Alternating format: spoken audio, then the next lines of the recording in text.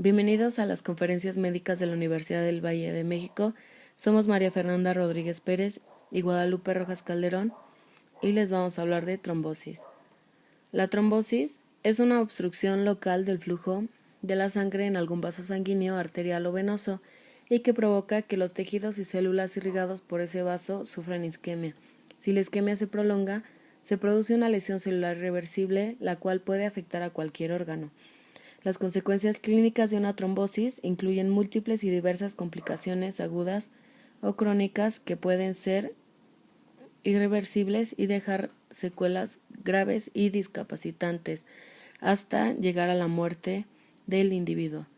Tenemos la trombofilia hereditaria, la cual puede ser por deficiencia de antitrombina, deficiencia de proteína C y deficiencia de proteína S. La adquirida, edad mayor de 45 años, obesidad, cáncer, insuficiencia cardíaca, insuficiencia respiratoria.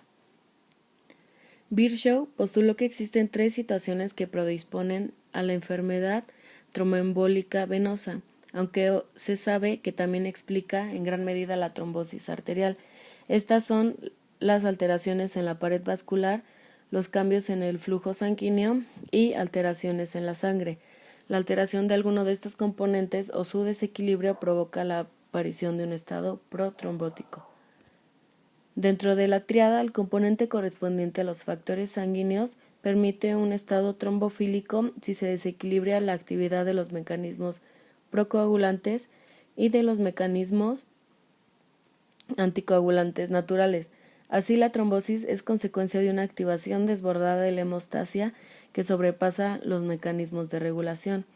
Estos pueden ser primarios, los más comunes, la mutación en el gen del factor 5, raros como la deficiencia de antitrombina 3, los muy raros, los defectos de la fibrinólisis.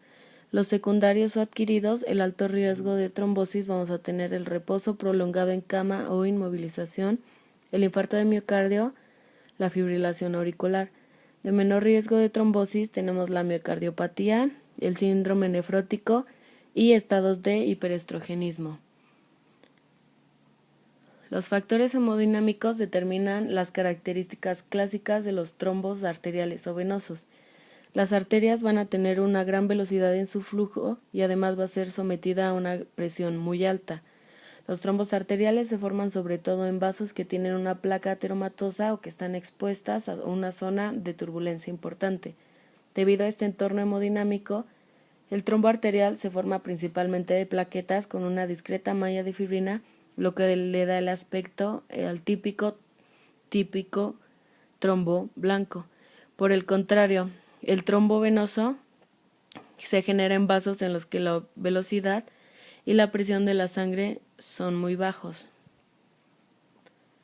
El movimiento continuo de la sangre evita la acumulación de factores hemostáticos y plaquetas activados en un sitio específico.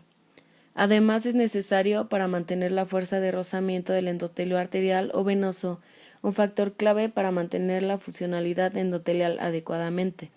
La turbulencia y la estasis alteran el flujo laminar.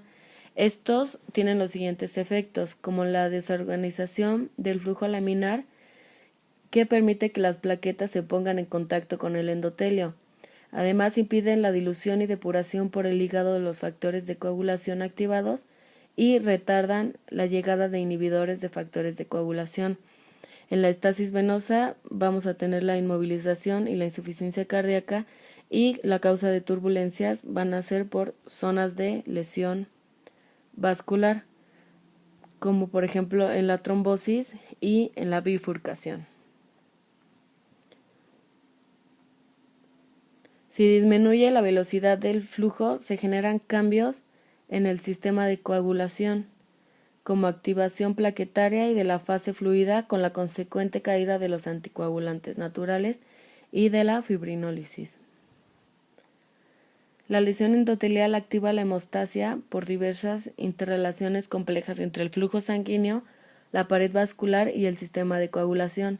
La alteración de estos mecanismos o su desequilibrio provoca la aparición de una trombofilia.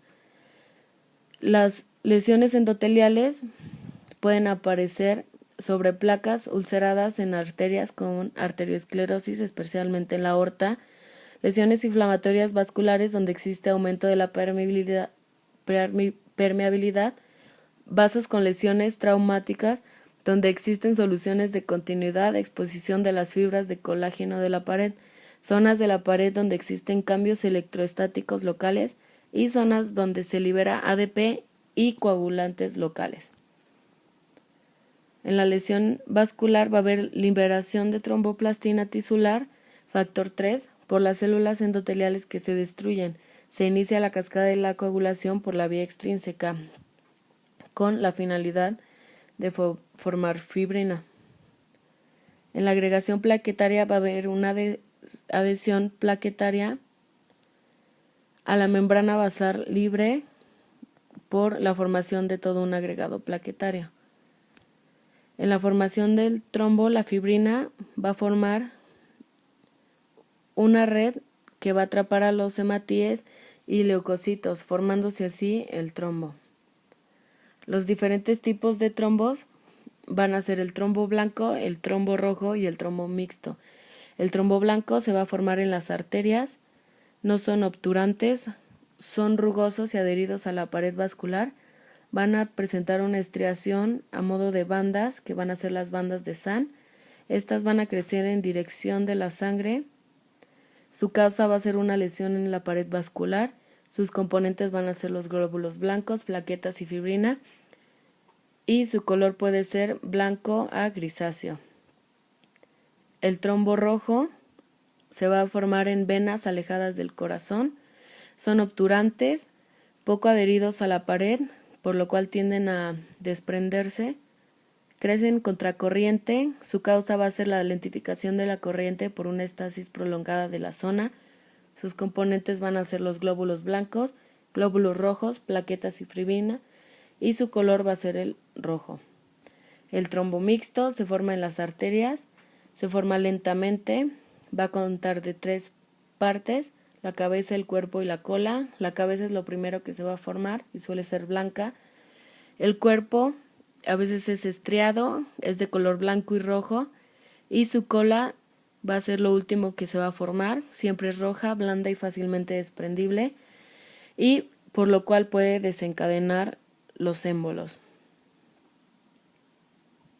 Si el paciente sobrevive a los efectos inmediatos de la obstrucción vascular, el trombo sigue cualquiera de las siguientes evoluciones. La propagación, que va a ser cuando el trombo se propaga y causa obstrucción de algún vaso crítico. El embolismo, el trombo se despega de la pared, viaja por el torrente sanguíneo y se impacta en un vaso provocando una embolia. La lisis, el trombo es eliminado por fibrinólisis y se restaura el calibre del vaso. La organización es la penetración de células subendoteliales de músculo liso y de mesenquima en el trombo fibroso, el cual obstruye el vaso. La recanalización, en el cual el trombo se capilariza, creándose vías que van de un extremo a otro por las cuales puede fluir la sangre. Así, el vaso puede ser permeable. La hialinización, en el cual el trombo organizado se fibrosa, hialiniza e incluso se puede llegar a calcificar. En la infección, si ocurre bacteremia, el reblandecimiento puriforme es un medio óptimo de cultivo, pudiendo convertirse en un absceso. El tratamiento va a constar de la terapia farmacológica, de la terapia intervencionista y de la revascularización quirúrgica. Gracias.